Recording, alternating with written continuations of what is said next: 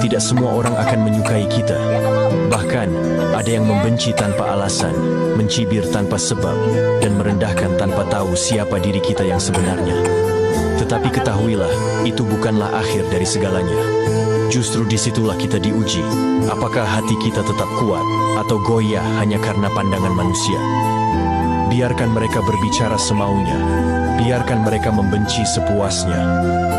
Jangan biarkan kata-kata mereka meracuni hatimu. Ingatlah, burung tetap terbang meski langit dipenuhi awan hitam, dan matahari tetap bersinar meski ada yang berusaha menutupinya dengan telapak tangan.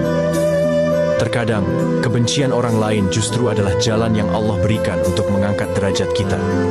Sabar bukan berarti lemah.